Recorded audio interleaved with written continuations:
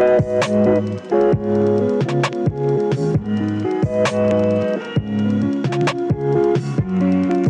sitting on a lot of rocks. Hello! Today I'm going to be explaining my entire art school application process, and it's long, and I'm going to try to get through it as clear and concise as I possibly can. Obviously, there might be things that I leave out. I might go back and edit them in later. And of course, if you guys have questions, obviously leave them down below. Without further ado, I'm going to explain to you how I got into and chose the Rhode Island School of Design as my school. Yeah. I'm also going to be reading a lot of this off my laptop, just because if I go off topic, it's easy for me to just go back to my computer and go, oh yeah, that's what I was trying to say. Why did I choose art school? I never really liked the idea of university, even as a child. And junior year, I started to think about what I liked to do and what I was good at, and it all really came down to art. I just realized I had loved art ever since I was a kid, and I was pretty good at it compared to math, English, history, science. All the subjects I was taking in school, hated.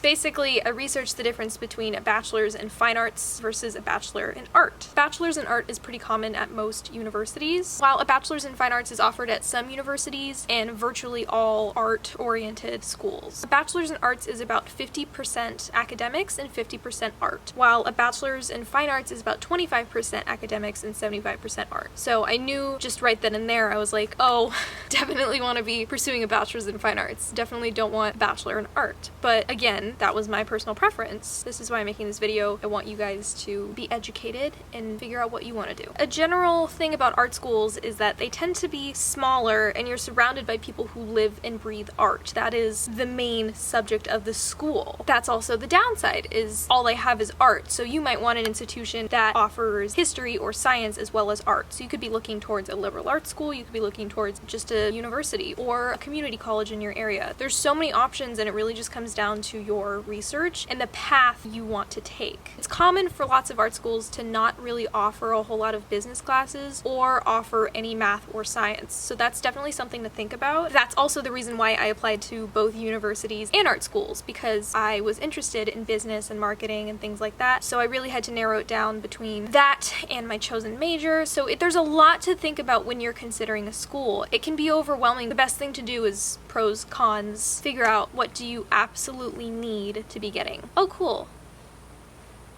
Bugs. A lot of people turn down the art school application process because they tell me it's too tedious or the process is too long, because they don't want to have to deal with creating a portfolio or having to create more specialized supplemental type essays. The upside to this application process is that art schools aren't just looking at your grades or your extracurriculars. And these are things that universities almost strictly rely upon to make their decision on whether you are the student that they want. And that was kind of daunting to me, like, oh shit, I don't do anything.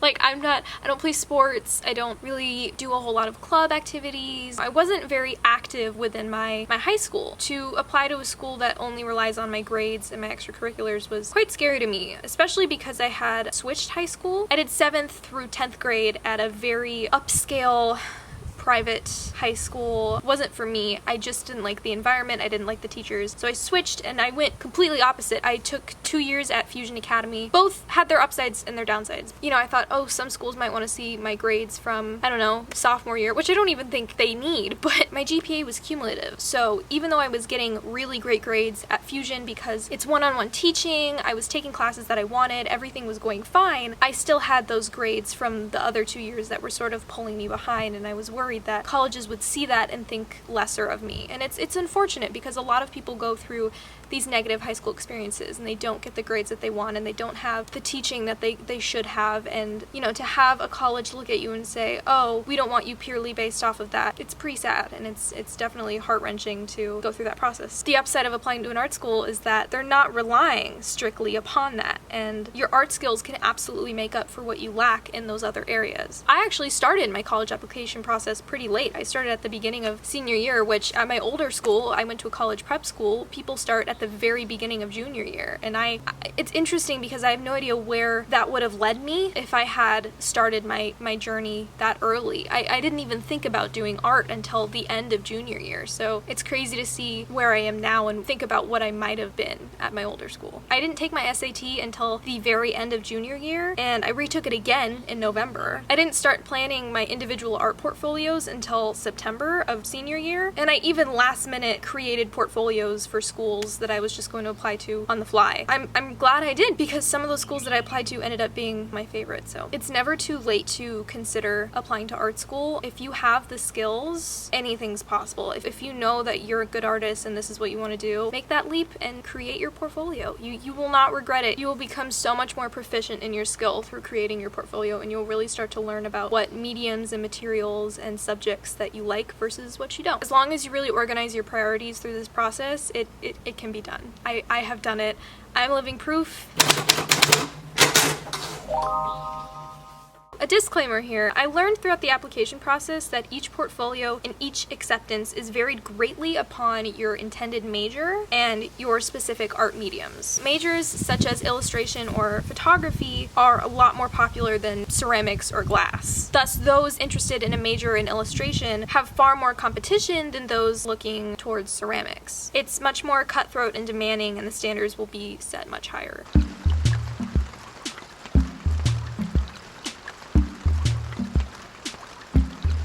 Portfolio reviews taught me that it's important to be creative with the work in your intended major, but to also show that you know the basics outside of your realm. For my sake, I had to show detailed ceramic proficiency while also showing that I knew the basic skills in other areas of art, such as illustration, graphic design, and, I had to add my own personal touch to those. Everyone looking to apply to art school has a specific set of skills that they're good at, and so it's important to display those to the best of your ability while keeping in mind that everybody's portfolio will be different.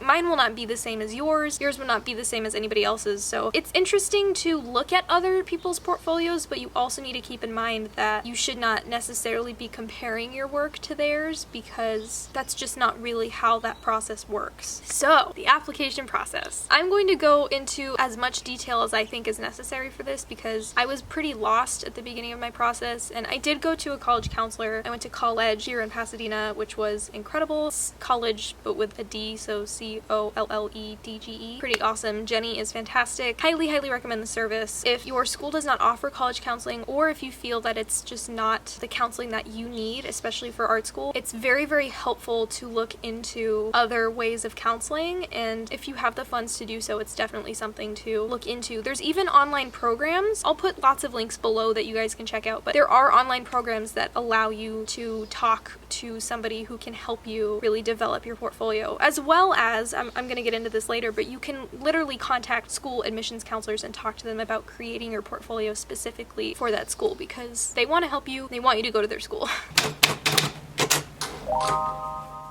So to start the application process, the first thing you obviously have to do is research. Being that I was interested in ceramics, I actually found a website called Digital Fire that has a list of like 300 and something schools that specifically have ceramic programs. So that was fantastic for me. There are plenty of other websites. They can work to help you find and discover schools and programs of your interest. So you just have to do some research. Definitely take the time to look at schools that you wouldn't necessarily originally consider. I was into ceramics, but I was also looking at sculpture programs and printmaking programs, because those were two areas that I was also very interested in, and I wanted to make sure I was applying to schools that had good programs in all of those areas and offered those areas. It's helpful to make a pros and cons list of what makes and breaks a school for you. Do you want a big school? Do you want a small school? Does on-campus housing matter? How much financial aid do you need? What are you looking for in the facilities? And if you have a hard time finding answers to these questions, it's always helpful to contact the admissions office of the school and to get your answers sorted out. You can also email them. If you have a question and you can't seem to find the answer, always contact the school directly, because they're there to help you. Some examples of the questions I asked were, are there 24-hour studios? If you want to take classes in other majors, is that possible? Is 3D printing available for my major? I got very specific with my questions, because when it came down to deciding between a few schools, those were questions that were really going to make or break it for me. I know it sounds kind of funny, but once I got down to those few questions, I was really starting to understand understand, okay, this is what I want, this is what I need in my program because this is what I'm interested in. I actually applied to most of my schools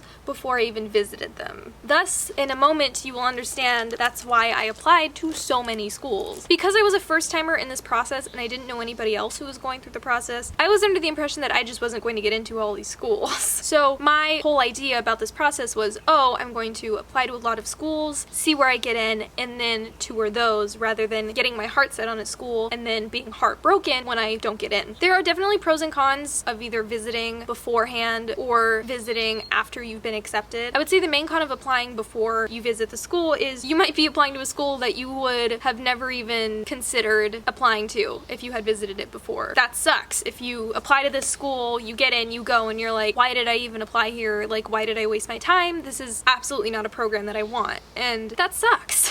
It was a lot of time on my part to apply to these schools and then visit them and be like, oh, well, this isn't what I want. And aside from even visiting them, they do have online tours. So I highly suggest if you are unable to visit them or you're going to apply and then visit, definitely take an online tour of the school, look at photos of the campus, because it will really help you get a feel of the environment, and that could make or break things easily for you. Who knows? It's helpful to continually research and get a feel for the school regardless of where you are in the application process, because the more knowledge you have on that institution, the better educated you are on deciding where you want to go.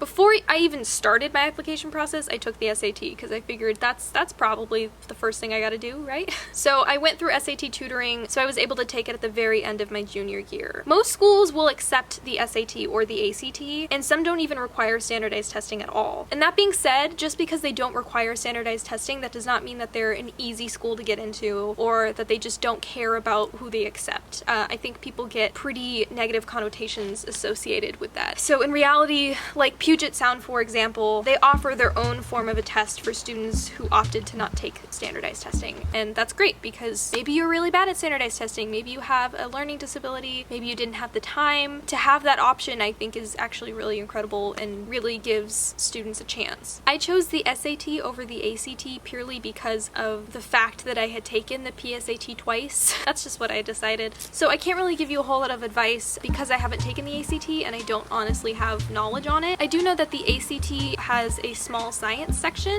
I've had a few friends who have taken the ACT over the SAT simply because they just said they thought it was easier. I chose the SAT because I feel like I'm pretty good at language and reading, and that seems to be more of what the SAT is focused towards. It could be helpful for you to take both the SAT and the ACT and then choose your best score from the two. I took the SAT twice and I chose my best score from the two, so it's kind of a good idea to maybe take a standardized test twice just to see what happens. I do highly recommend tutoring though, whether it be online, whether it be just a friend or a family member, or an actual tutoring service. There's many ways to prepare. You can just go out and buy a book and do all the practice tests in there. It's definitely helpful to get familiar and understand what subjects you need to work on, because for me, I hate math and I definitely had to work on the math for the SAT as well as the reading. I'm a very slow reader. I have some vision issues, so that was something I had to work on. So the first time I took the SAT was in June, junior year, and I got 150. And this is the new SAT, so the scoring is 150 out of 1600. I did take it with the essay purely because I just wasn't sure if the schools I was going to apply to needed it or not, so I was like, might as well. The essay on the SAT is very interesting because you're not writing about a topic of your choice, you're writing about a topic they give you, and not only that, they give you an excerpt to read, and then you have to write an essay on how the author was able to create a proper argument. It's kind of weird and not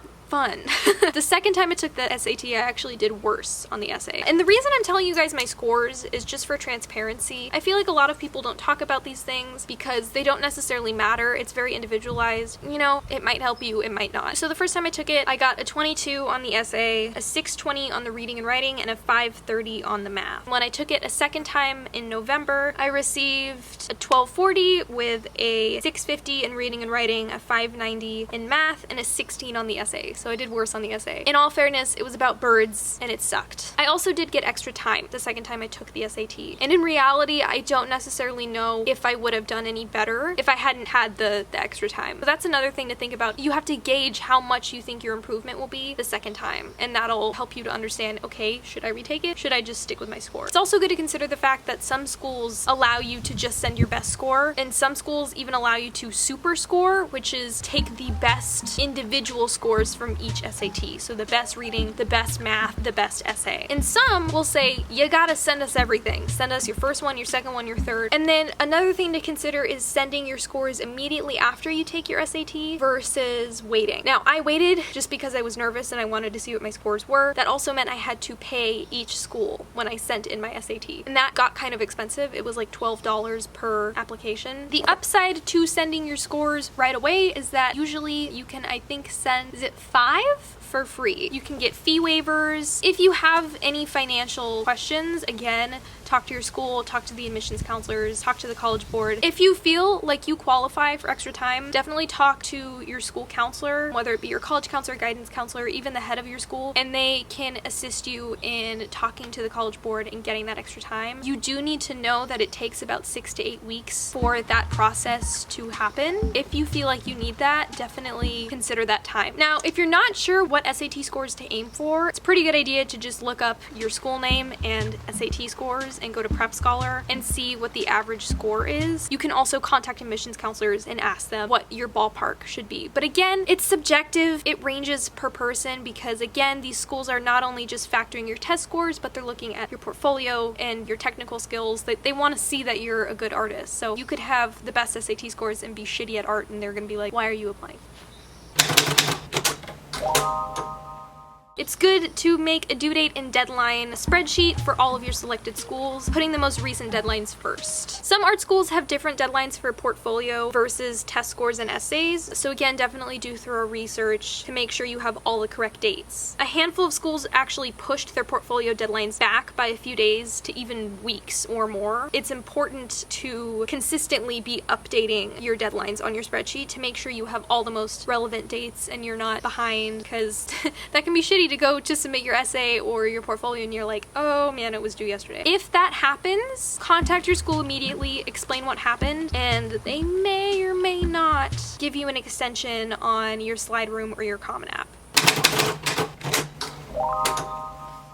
Some schools have specific assignments and essays that are required for admission, while others just use the Common App. This is important to note as Parsons, RISD, Emily Carr, and Tyler School of Art all had different assignments. And most of the schools I applied to in general had more individualized writing prompts to complete. I was able to plan it so that most of my essays and assignments could actually be used for multiple schools, with a few tweaks here and there. This will make the process a lot more stress-free. What the other schools don't know, it won't hurt you. I think a lot of people are under this impression that their specific school assignments have to be just for that one school. I was able to submit all of my specific assignments to pretty much all of my schools. I actually believe that the assignments helped strengthen my general portfolio immensely. It's important to have conceptual work, you know, something with a story. The schools want to see a picture, but they also want to read a story. They want to know why you made this work, what is the importance of this work, what is its value. My boo pots, the hanging planters, and the infographic, they all started out as assignments.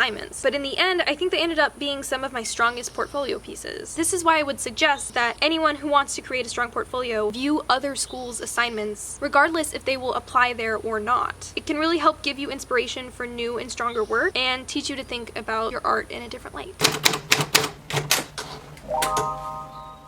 When I was developing my portfolio, I also had to keep in mind my time frame. I created a spreadsheet with my goals for each week up until each school deadline. I know that sounds kind of intense, but it was the only way I could get through applying to so many schools. It was kind of necessary. This was so that I could efficiently manage my time and make sure I had enough time to finish each and every assignment. I gave myself more time for my ceramics projects due to the fact that kiln firing can take weeks, and I gave myself less time on graphic design and illustration projects I knew I could finish right up to the deadline date. So your portfolio is virtually always submitted through a website called SlideRoom. Every school I applied to uses this program. So when you create a Common App account and you add your schools, after filling out your general info, they will usually give you a link to their SlideRoom page. SlideRoom is a slightly tricky website because it works on a school-by-school submission process. So to make it easier to use, I started a new portfolio application for every school after finding their SlideRoom links. Again, you can find these through the Common App as you're applying, or just by looking up the school name and then SlideRoom and clicking on the available search results. And then I bookmarked the all activity page so that I could just click on it whenever I needed to go to SlideRoom and select which school portfolio I wanted to work on that day. Some schools also have you work on assignments and essays through their SlideRoom portals, so it's important to thoroughly read through the requirements and to make sure you don't miss anything. As for photographing my work, I actually rented a small studio space in LA at FD Studios just for a few hours so I could get some nice photos of my work. It's really not necessary,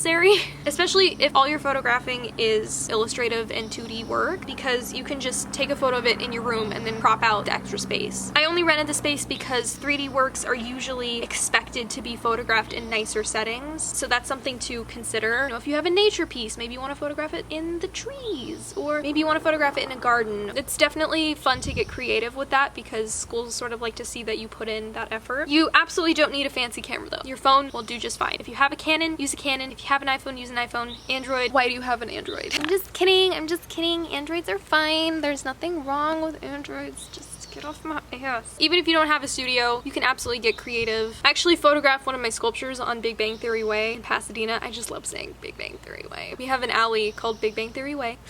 I stuck my piece on top of a trash can and photographed it in front of the white brick wall because I needed a white brick wall. I just sat it on there, took photos of it. Nobody cared.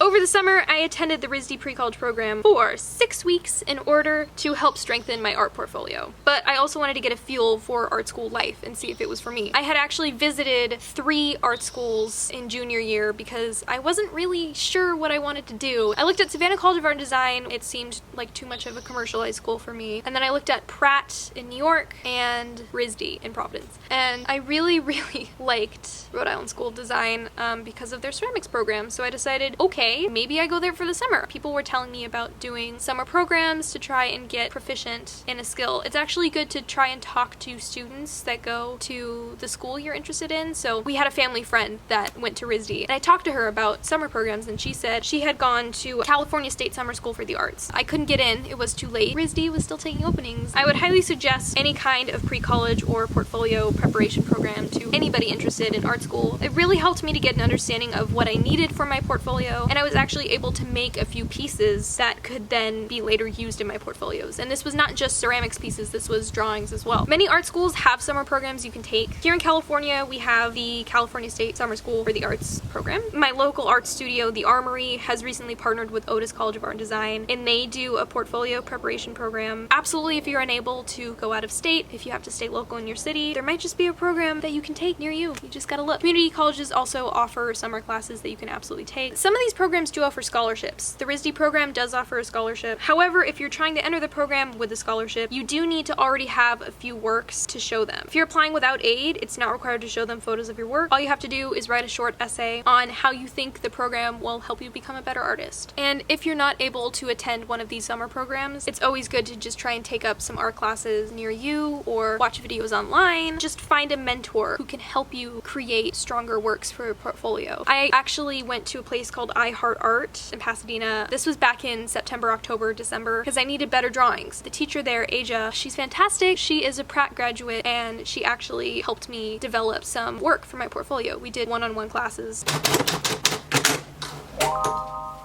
I went to 2 portfolio days during my application process. Portfolio days are usually around 4-hour-long events where admissions counselors from art schools all over the country and even the world can set up booths where students come and visit them and receive advice on their art portfolios. You can bring physical or digital work. For me, I brought a fully charged laptop and showed them slides of my photos. When I visited my second portfolio day, I already had my SlideRoom portfolios created. All I had to do was just visit a few schools that I needed to see that I missed at the last one. Just got some last-minute recommendations before I went off and sent in my portfolios. I think I actually sent in my Parsons portfolio that same day.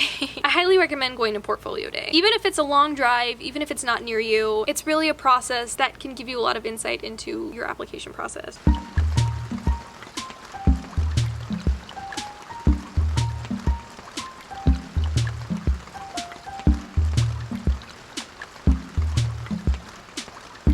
It's definitely important to prioritize schools at portfolio day. If you have a lot of schools you want to visit, it can be helpful to bring a parent or friends to help you with standing in the different lines. Portfolio days can also help you discover more schools. I found out about several schools just by solely seeing their name on the portfolio day list and then researching them afterwards. When you present your works at portfolio day, it's extremely important to ask for the admissions counselor's names or a business card. This is so that you can contact them in the future with any further questions that you have, while also being able to mention them in any specific writing prompts. If you have any questions about scholarships or financial aid, they will also usually be able to help with that at portfolio day. Sometimes they will even tell you right on the spot if you qualify for a merit scholarship. It's also important to add that you can go to portfolio day at any age or grade level. I've literally seen middle schoolers come to portfolio day with their parents. Most counselors will also be okay with you emailing them before you submit your portfolio, so you can ask them about any additional changes that they would make.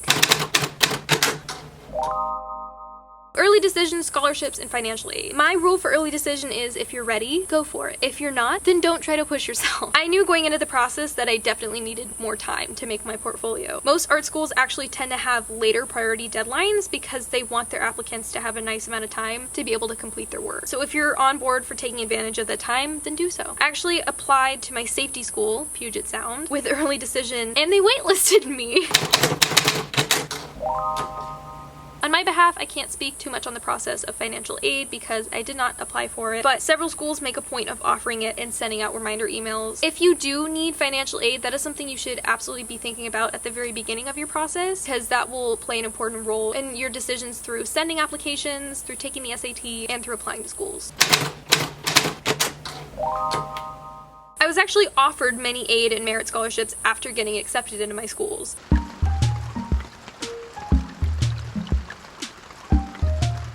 The scholarships ranged anywhere from a few $1,000s to a little under $20,000 per school year.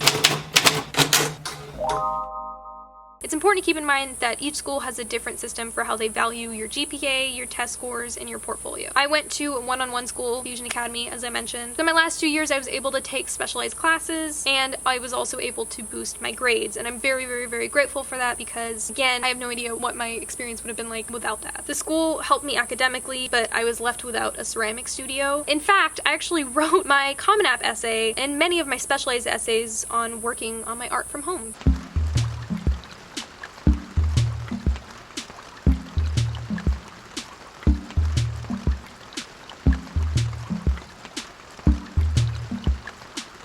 If your school doesn't offer many art electives, it can be of your interest to write your essay on how you've kept yourself inspired and hardworking on your art despite not being able to take your classes at school or have the luxury of taking them nearby. So I guess you could say everything really does happen for a reason.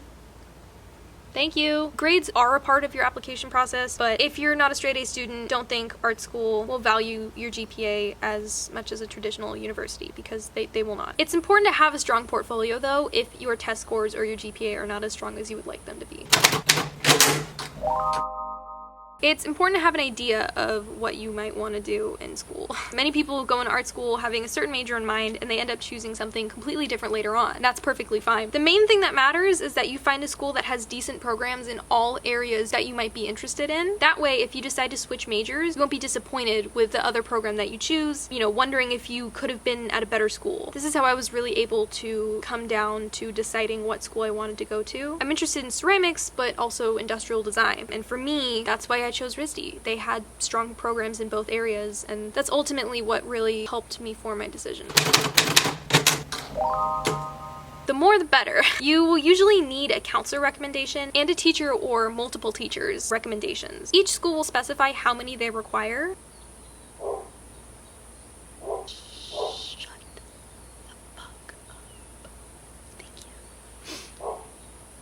If you visit pre-college programs or art classes outside of your school and you really like your teacher, you can always have them write a recommendation as well. Again, most of your recommendations can be submitted through the Common App, but schools such as SFAI will specify if they don't, and they'll send out emails to your teachers asking them to directly email the recommendations to them. That's important to keep in mind, as you might be sending your applications through the school websites, through Slide Room, or through the Common App, and because of that, there might be different ways on how you should be sending your recommendations or your transcripts to these schools. Some schools require digital recommendations and digital transcripts, and some don't. Some want it by mail. It really just depends.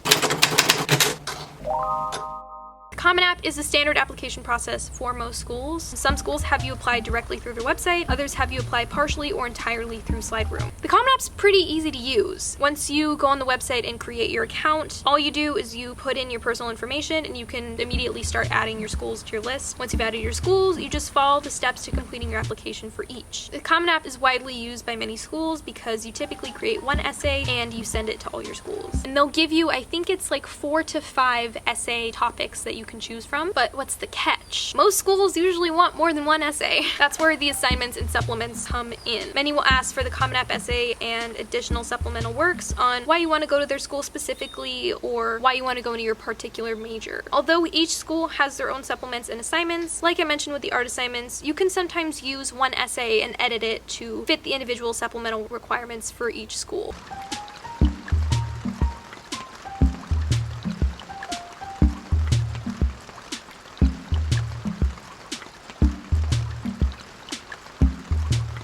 I don't honestly remember what I wrote for each and every school, so I'll put that in text on the screen because it's a lot to look up right now. Now I'm going to get more in depth on the individual pieces in my portfolio as well as the individual schools I applied to and why I liked them and why I didn't. So I'm going to start off with California College of the Arts.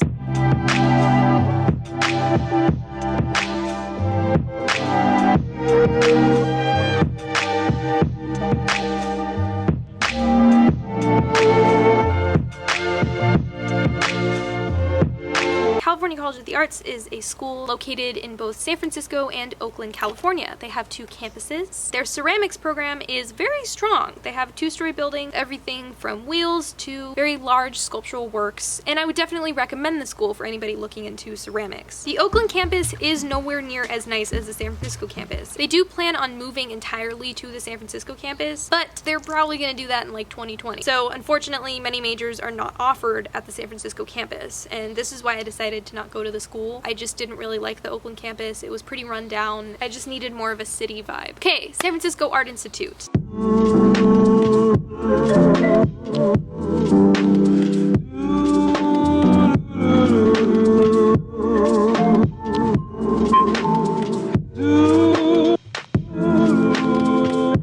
Extremely small campus. It's just one building in San Francisco. Very, very, very gorgeous architecture. They have a fantastic, oh man, the view on that roof is insane. It's a very, very gorgeous school. They don't necessarily have a foundation year. This can be both good and bad depending on how you view it. You can take an array of classes in your specific interest, which is great. And I don't know if I discussed this, but foundation years are common in virtually all art schools. It's basically just your freshman year. You are learning the basics in drawing and 3D principles rather than going into your specific major. Now, schools like RISD have a winter session in between the first and second semesters where you can sort of take classes within a major that you're interested in taking, and RISD actually has you declare your major by your second semester of your freshman year, which is not very common. Most schools, you do it by your sophomore year. Foundation years, they're a year where you get your shit done. RISD is actually interesting because if you don't go there freshman year and you don't take that foundation year, you do have to take a foundations course over the summer if you plan on transferring there for your sophomore year. Pacific Northwest College of Art.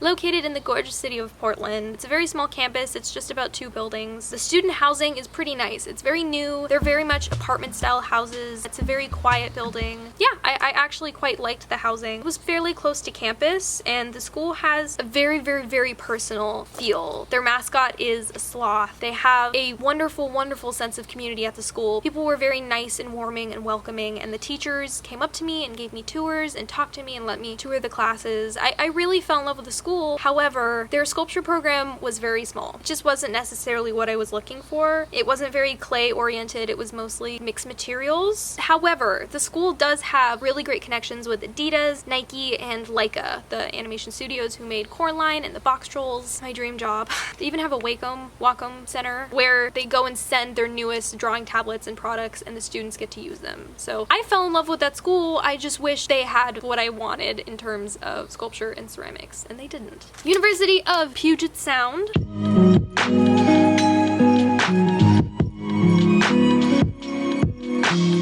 It was my safety school. It's a liberal arts school in Tacoma, Washington. I didn't visit the school, so I don't have a whole lot to say about it, but it's a mix between a university and an art school. So they have people that go purely for the arts, just for ceramics, and then they have those who are going for the Greek life and the standard college experience. So you do get a mix of both. I don't know a whole lot about the school. I can't say much about it. Gorgeous campus though, I know that. Emily Carr University of Art and Design.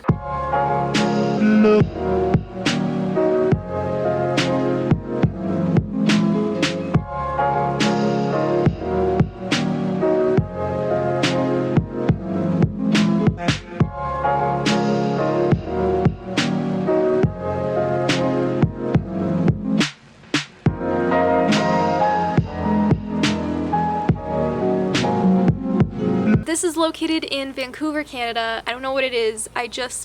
I love Canada. It's a few thousand students at the school. The campus was on a tourist island known as Granville Island. It's not really an island. Yeah, it's just a small landmass in the middle of Vancouver. And it's a very, very gorgeous school. However, they are moving to a campus on Great Northern Way in Vancouver for this fall. The facilities in the school are quite incredible, and I can't imagine what they're going to be like in these new facilities. These new facilities are insane. It's a very, very gorgeous, modern space that they're building. The main reason I chose to not go there was the fact that they seem to have wonderful facilities, but not the greatest faculty and sort of a disengaged student body. There didn't really seem to be a huge sense of community. It's a school that doesn't have campus housing. You know, the students come there and then they leave, and that's not really what I wanted. Because they don't have student housing, that also can become a problem because Vancouver is quite expensive. However, the school is very, very, very cheap. It's a few thousand for Canadian residents and only a few more for international. Schoolyard Institute of Chicago.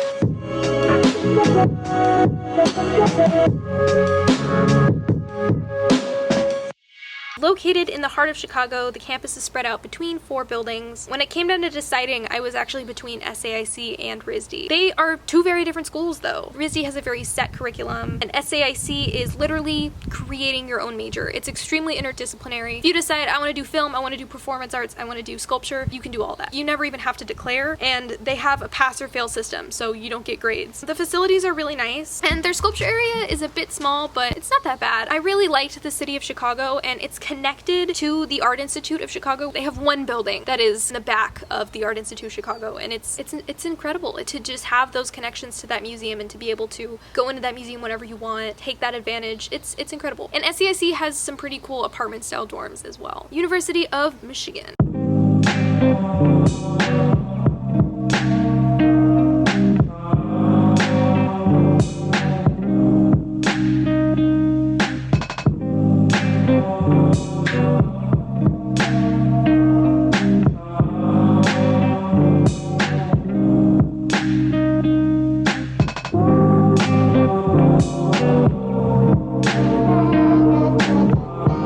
The Penny Stamps art program, and it's located within the campus. They had very large ceramics facilities, though the school itself is just one building. It's not a very large program. It's just a few hundred students, but you still get the perks of being at a university. They still require all students to go abroad, and they offer tons of really great opportunities in that area. It's a very niche part of the school, but it's pretty cool nonetheless. It's just very quiet. Their ceramics program is pretty nice though. It is a very beginners based program though, so you can't really get too advanced in terms of class classes. Temple University, Tyler School of Art.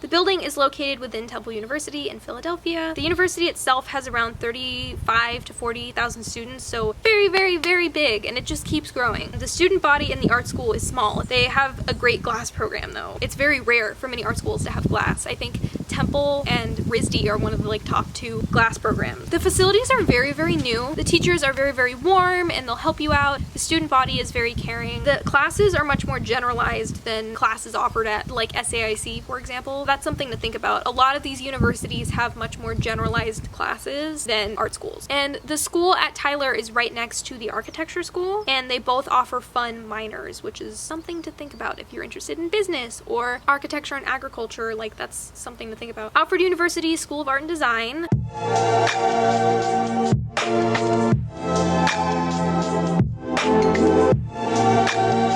It's known to have one of the best ceramics programs in the US. Where's the catch? Well, it's in a extremely shitty part of New York in the middle of frickin' nowhere. I didn't even visit the school. It was literally so out of our way to get to, and all the hotels in the area had bed bug issues. It's definitely a must for anybody interested in ceramics though. They've got it all, and they have an engineering school as well, so they partner with the engineering students to create new 3D printing technology. Parsons School of Design.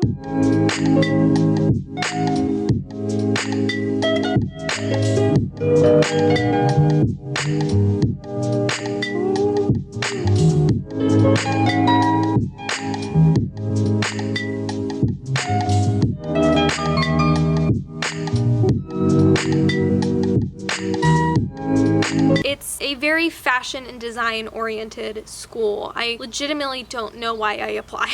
They don't really even offer a ceramics major. I was very interested in their inner design major though. It seemed very interdisciplinary and new and business oriented. I was somewhat disappointed with their ceramics facilities though. My tour guide literally said some of the students didn't even know that the printmaking and sculpture facilities even existed. They just didn't even go to that part of the school. So that being said, they're very clean and they're very new. My ceramics teacher for my pre-college program at RISD was actually in charge of that ceramics program, which I was like, small world, that's crazy. They do have brand new 3D printing facilities. If you're into that, definitely a school to look at. If you're into fashion, absolutely look at Parsons. It's the place to be. Pratt Institute.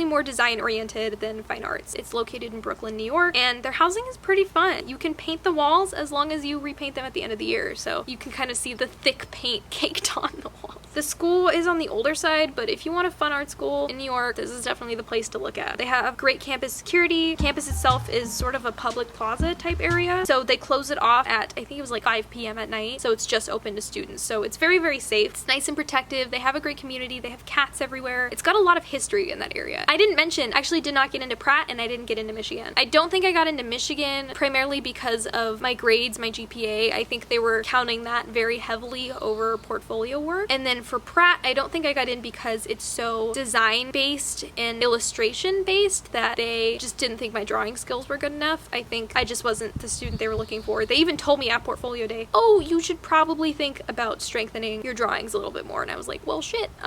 You know, it's a little too late because this was the second one and my portfolio was due very, very soon. I also forgot to mention Pratt actually has a campus in Utica, New York. It's much cheaper and it's definitely something to look at if you want the Pratt experience. That's an option too. Syracuse University College of Visual and Performing Arts.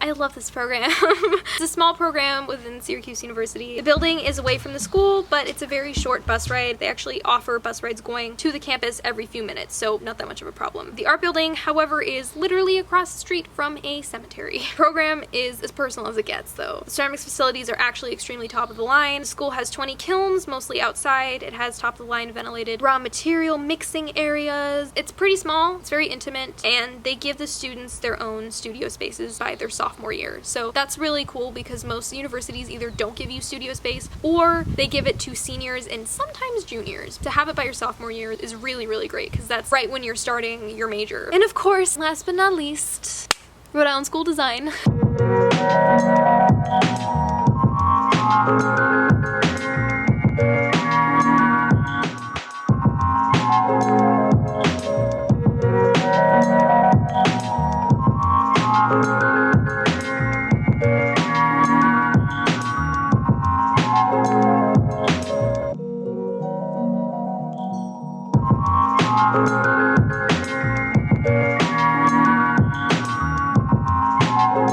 Located in Providence, Rhode Island, and the school has great programs all around. They're mostly known for their industrial design and their illustration programs, but the ceramics program is actually one of their smallest. The ceramics program is located within like a warehouse type building, so they have glass, jewelry, metalsmithing, and sculpture on the other floors. The studio space is very expansive, and they offer juniors and seniors their own individual studio spaces. And as I mentioned before, they have this 5-week winter session program in between the fall and spring semesters, which allows students to take more specialized classes in an area of interest. Let's say you're in your freshman year and you maybe plan on taking illustration, but you want to look into industrial design. You can take classes in industrial design, see if you like it, and then you can declare. So it's a really great program, and the school itself, it has a cachet. It's very well known amongst the arts community as being like the art school, but I think I chose it because of how rigorous it is. You're always working. Not everybody wants that. Some people want a more laid back program. Some people want to get a BA in arts, and maybe they don't want to be focused so much on fine arts. But you know, if art is what you're into, this is absolutely the school to look at. Yeah, I just fell in love with RISD. I was there, you know, 6 weeks over the summer, and it was just, I fell in love with the city of Providence. It's like such a small city, but it doesn't really feel like it. You can get around easily, that's no problem, but it's small, but it still feels like you're in a big place, which I really grew to love. So I'm very, very excited to be going there. So the last thing I'm going to do is talk about my portfolio and my pieces.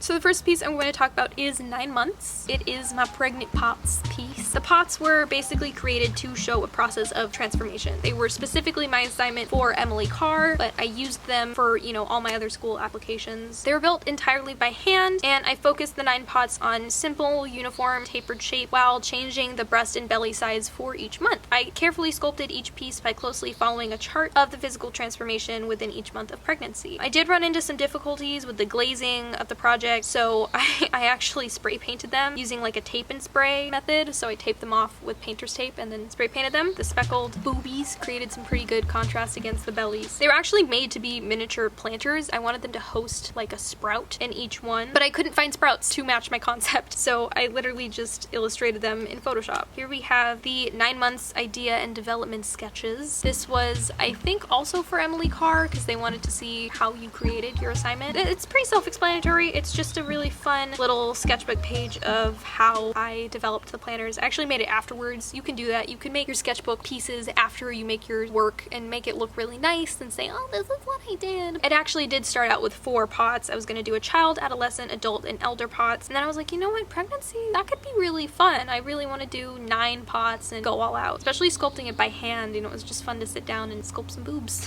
Now we have Grow, Disgust, Melt. I named this pot Mabel, but whatever. I made her at the RISD pre-college program. It reflects the methods of one of my favorite artists, Amy Lukowski Gibson. It could be Lukowski, I'm not sure. Anyway, I developed a list of verbs that I felt captured the essence of her works and the impressions that they carry. Many people find her work to be kind of gross. You know, the bulk of her pieces contain like multiplying eyes and tapered forms, and they're bulbous, and yeah, her work's really interesting. Ooh, there's a lizard doing push-ups. So I chose the verbs grow, disgust, and melt. I basically basically did a coil building technique, which is where you take like a roll of clay and then you put another roll of clay on top of it and you build it up that way. Rather than throwing it on a wheel, it's mostly just hand sculpture. This entire piece was basically all built by hand. I used a kick wheel to just sort of help row it a little bit, but it was mostly just me sculpting it with my hands. I just really wanted to do some shock value. So Mabel's pretty big. That was sort of to help capture the essence of growing. Or disgust and melt, I obviously chose rainbow vomit because it's a pretty bizarre oxymoron. I did a disturbingly long nose to aid in the principle of disgust. Mouth is cut open, which adds some pretty cool dimension without making it look so flat against a sculpture. Faceted planters. This project, man, this one took me forever. I started this in September and I finished it in December.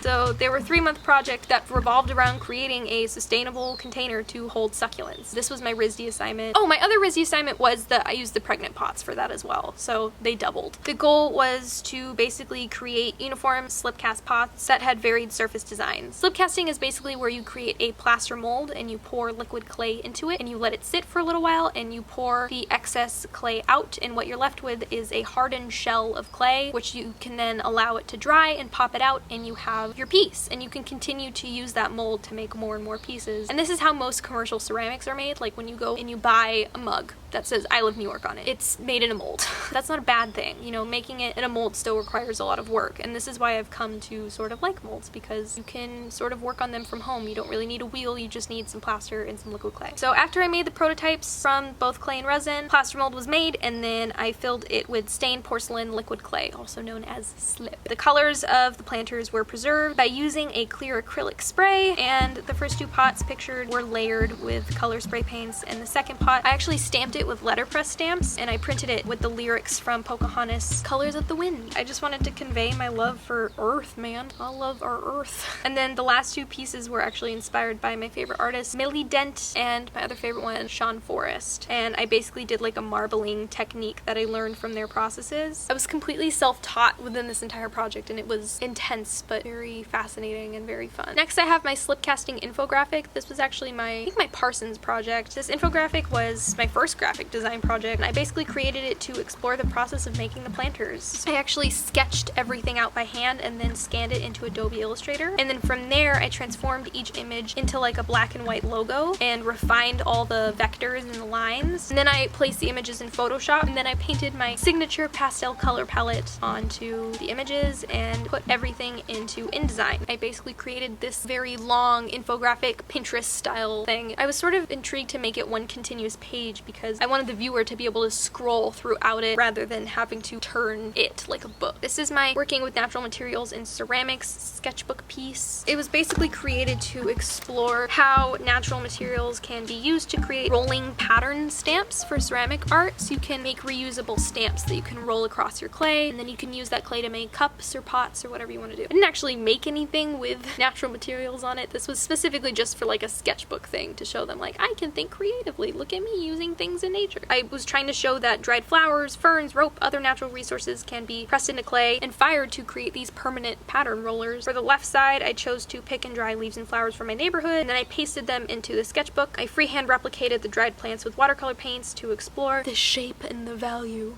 The right side, it's like a little step-by-step infographic tutorial type thing on how these plants can be used on slabs of clay. This is Hungry for Color. This was a very interesting piece because all art schools want to see that you know how to figure draw. They want to see that you understand the human form. That can be sometimes hard for people. They don't just have a naked person they can go and draw. Now, you can look up naked people online. That's a way to do it.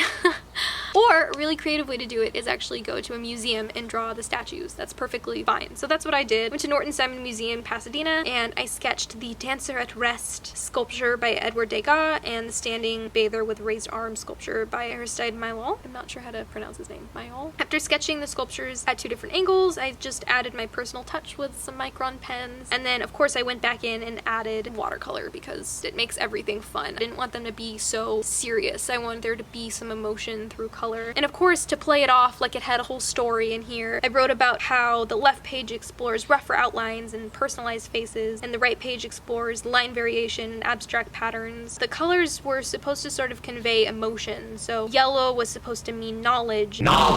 Pink was supposed to mean thoughtfulness, and blue is sincerity, and orange is optimism, and color can sort of provide this space for a story to be told, I think. Two-faced. I tried to make a really big story for this one. There's not a whole lot of story. I just had a really fun time with printmaking over the summer at RISD, and I just wanted to do more of it, so I got these massive, massive stamps and carved them out. I said, in printmaking, an image is reversed when it's printed. With these prints, the women look to the right before the stamp is transferred, and once it's transferred, they look to the left. It's a common belief that those who look to the right are lying, while those who look to the left are honest, which I think that's been proven to be wrong. Anyway, I was saying they reflect both virtue and deception. It's an interesting process of transformation to see how they go from one way to the other way. Basically, all I did was I sketched the girls on a tracing paper. I transferred the sketches onto 9x12 synthetic carving blocks. I think they're the speedball ones, the pink ones. I love the pink ones. Hate the blue ones. Don't do the blue ones. Don't do the blue ones. After I carved the stamps, I just inked them up with block printing ink, and I wiped away the ink from the cheeks and rolled on my selected color onto the cheeks, and then transferred them onto paper. Transcend. Again, this was just something fun I wanted to do. It was even before I was considering making a portfolio or applying to art school. I just wanted to try embroidery, so I embroidered the back of a jacket. It's pretty simple, but again, I had to sort of create a story to this. Just basically wanted to explore my love for geometric shapes and forms. So I took a vintage Levi's jacket, freehand embroidered the triangles. That's about it. I got this giant embroidery hoop. I took some floss that I got from Michael's and just went to town. It took over 100 hours of embroidery and over 6 months to finish. And I definitely learned a value of testing my own patience and sharpening my technique through repeated practice. You know, in a world where everything is mass-produced, it's really nice to make your own things and just be a little Ron Swanson, just going around making boats, cold beer, chicken fries. I don't know what I'm saying, I'm sorry. Next we have Night and Day. This was actually for the Vans custom culture competition. I did it 2 years in a row, but I hadn't done the second year at this point. Basically, I got inspired by this Mexican art known as huichol, which is where they take beads and they cover an object in this special kind of wax, and they just press the beads individually into the wax. Yeah, these were Night and Day. I just wanted to mimic a similar layout on both shoes while varying the symbols and the colors, and I think I did a pretty decent job at that. Basically roughly sketched and planned the designs onto the canvas areas. I diluted some tacky glue and painted over the outlines. I would just add a small handful of beads at a time and take a threading needle and push each bead into its area. It's so hot, dude. Next we have the egg print. I also did this at the RISD pre-college program. It was one of the first prints I had ever created. I worked with only 2 small stamps and experimented with positive and negative space. So I used my love for bright colors, and I planned to roll a gradient pattern with the text stamp while keeping a solid color on the object stamps. So the positive space remained for the cracked and the cooked egg stamp, but the space was carved away for the egg text stamp. So I had a solid roll on every object stamp that would transfer to a gradient roll on each text stamp, and it was very time consuming to mix the colors and plan out how I was going to roll them. Okay, now we get into the drawings. I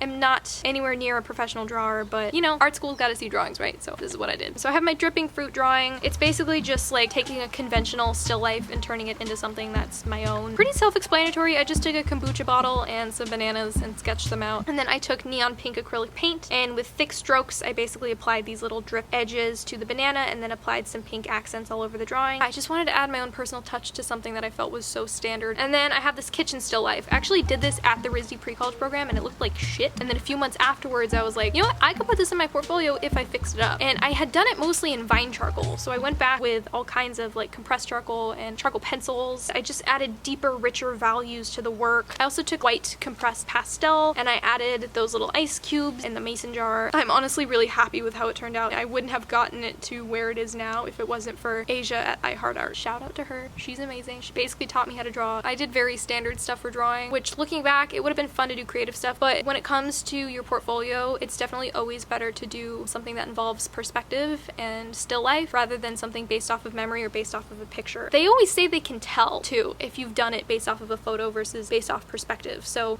apparently they know. So something to think about there. They just want to see that you have that skill. They want to see that you can sit in front of something, draw it, and be like, oh damn, that looks good. This is a dragon fruit vase. I did this a long time ago. I did this at my old school. This was the first time I ever did coil building, and I basically created a work based off of the properties of an object. So I chose a dragon fruit, which is pointy and it's pink. I basically wanted to make a really gorgeous vase that had these rigid spikes throughout it. I layered chun plum glaze and carnation pink. That's loud. I layered them on top of one another, and then I sprayed Castile blue glaze on all of the little points. The project allowed me to take apart the form and create something new. The spikes were actually hollow. I poked holes in the piece, and then I made these spikes by shaping and cutting the clay, and then I attached them on there. So they're not solid, they're hollow, which allows the piece to be a little bit lighter and less likely to explode in the kiln. This was a faceted teapot. This is again a very old work, so it was basically almost entirely wheel thrown, and it just began my love for faceted things. When I was trimming the lid, my trimming tool skidded across the top. That's actually how I got that faceted pattern, and that's how I decided to make this an entirely faceted piece. I used an extruder for the handle on the pot, which I think is really cool because it gives it those two lines in the center. It is a massive handle though. I wish I made it a little bit smaller. Making the red jewel on top was actually really interesting because I got introduced to wax resist, which is kind of what it sounds like. It's wax that resists any glaze that's put on top of it, so it basically protects what you have under there. I applied it to the top surface on the lid and then glazed the jewel, so the jewel could stay that red color and everything else would be that burnt green. My old school was very, very into meticulously planning your work, which definitely pays off. I really enjoyed making this. Again, this is an older work. This is my Stargazer mosaic. It's based off of a Stargazer flower. I basically sketched the design onto a wood board, and then I rolled out really thin slabs of clay, and we fired them like weights on top of them to help keep the clay down and not have it warp in the kiln. I went and I glazed each slab according to the colors of the flower. We fired the slabs once more, and then we went and got these cutting tools and cut out the clay to create those mosaic pieces, and we glued each and every piece down, and oh man, did it take a while. I did have an issue with the thickness of the slabs being inconsistent, so that was kind of difficult. Yeah, I filled in everything with this gray grout afterwards. It would have been fun to do this with glass, but whatever. So I did this sapphire ring. This is also old. I had all my old work at the end. There's this clay. It's called PMC clay. Basically, it's clay that has a certain percentage of a material in it. So whether it be bronze, gold, silver, it's very difficult to work with. So you have to put it into a mold in order to make something useful out of it. It was kind of a difficult process. We actually molded a polymer clay prototype first, and then we had to keep the shrinkage in mind as well. So then a rubber mold was made from the clay prototype, and we pressed the PMC plus silver clay into the mold. The clay, I think, is composed of around 90% silver, fires to like a dull sheen. And you can buy these jewelry kilns that are really nice and small, and they plug into like any wall outlet. I placed the final ring into a rotary tumbler for a few hours to polish the surface, and then I glued a blue stone into the center of the ring. I don't think it was actually sapphire. Just gonna go on a limb. Last but not least, we have jelly-filled peanut. Sounds like I'm saying penis. My dick fell off. How did I get into college? Jesus Christ.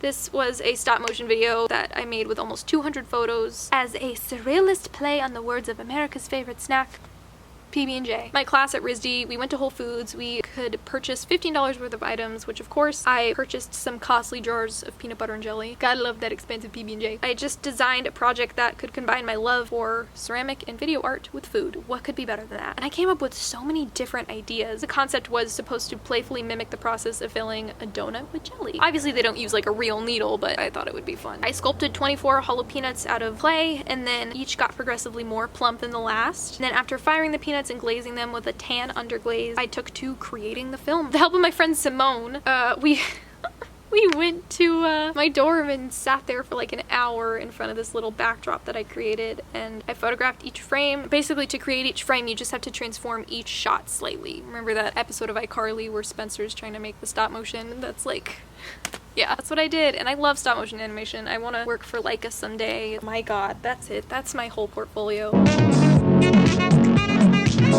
It's not like a lot of the stuff you might have seen. It's interesting also to go look at student portfolios from the colleges that you're looking at to see the kind of work that they make. That's also how I sort of came down to my decision, is I looked at what are the students making at RISD? What are the students making at SAIC? I feel like I covered everything. Obviously, if you have any questions whatsoever, please leave them down below. I definitely want to help you guys. Go check out Cat Creature on YouTube, and oh shoot, there's another girl. Cat Creature goes to RISD. Her videos are really fun. They give you a feel of the RISD community. Obviously, everybody has their own experience, so yeah, I hope hope you guys enjoyed this video. Very long, I know, but I really wanted to just explain everything all at once. The main reason why I haven't been creating videos is because I have really high expectations of what I want to be making. I really love like Chris Suit and Bertie Gilbert's style of filming. It's very creative, and I think I get these high expectations and it just takes so long for me to film because I'm such a perfectionist and it takes me so long to edit. I don't even finish my projects. I have come up with so many ideas this past year, just don't really get around to them. And like last year I did like 2 sponsored videos and I wasn't even feeling those. And this year my taste in YouTube videos also changed immensely. I went from somebody who watched Joey Graceffa and Tyler Oakley, not that there's anything wrong with them, and I went from that to watching much more individual creators and watching lots of shit posting stuff. I really like the stuff that I've been watching. I have a new purpose, I think, in the YouTube community as a consumer and both as a creator. Hello, it's me. And now I'm leaving. Adios.